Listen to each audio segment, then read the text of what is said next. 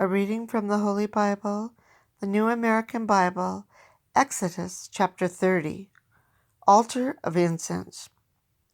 For burning incense you shall make an altar of acacia wood, with a square surface, a cubit long, a cubit wide, and 2 cubits high, with horns that spring directly from it. Its grate on top, its walls on all 4 sides, and its horns you shall plate with pure gold. Put a gold molding around it. Underneath the molding you shall put gold rings, 2 on one side and 2 on the opposite side, as holders for the poles used in carrying it. Make the poles, too, of acacia wood, and plate them with gold. This altar you are to place in front of the veil that hangs before the ark of the commandment, where I will meet you. On it Aaron shall burn fragrant incense, morning after morning, when he prepares the lamps, and again in the evening twilight, when he lights the lamps, he shall burn incense. Throughout your generations, this shall be the established incense offering before the Lord. On this altar you shall not offer up any profane incense, or any holocaust or cereal offering, nor shall you pour out a libation upon it. Once a year Aaron shall perform the atonement rite on its horns. Throughout your generations, this atonement is to be made once a year with the blood of the atoning sin offering. This altar is most sacred to the Lord. Census tax. The Lord also said to Moshe, when you take a census of the Israelites who are to be registered, each one, as he is enrolled, shall give the Lord a forfeit for his life, so that no plague may come upon them for being registered. Everyone who enters the registered group must pay a half shekel, according to the standard of the sanctuary shekel, 20 gerahs to the shekel. This payment of a half shekel is a contribution to the Lord. Everyone of 20 years or more who enters the registered group must give this contribution to the Lord. The rich need not give more, nor shall the poor give less than a half shekel in this contribution to the Lord to pay the forfeit for their lives.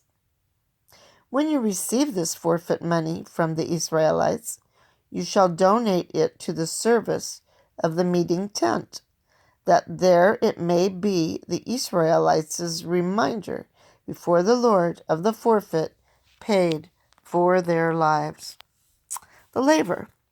The Lord said to Moshe, for ablutions you shall make a bronze laver with a bronze base. Place it between the meeting tent and the altar, and put water in it. Aaron and his sons shall use it in washing their hands and feet. When they are about to enter the meeting tent, they must wash with water, lest they die. Likewise, when they approach the altar in their ministry to offer an oblation to the Lord, they must wash their hands and feet, lest they die. This shall be a perpetual ordinance for him and his descendants throughout their generations. The anointing oil. The Lord said to Moshe, take the finest spices, 500 shekels of free-flowing myrrh, half that amount, that is 250 shekels, of fragrant cinnamon, 250 shekels of fragrant cane, 500 shekels of cassia, all according to the standard of the sanctuary shekel, together with the hin of olive oil, and blend them into sacred anointing oil, perfumed ointment expertly prepared. With this sacred anointing oil, you shall anoint the meeting tent and the ark of the commandments, the table and all its appurtenances, the lampstand and its appurtenances, the altar of incense, and the altar of holocaust with all its appurtenances, and the laver with its base. When you have consecrated them, they shall be most sacred. Whatever touches them shall be sacred.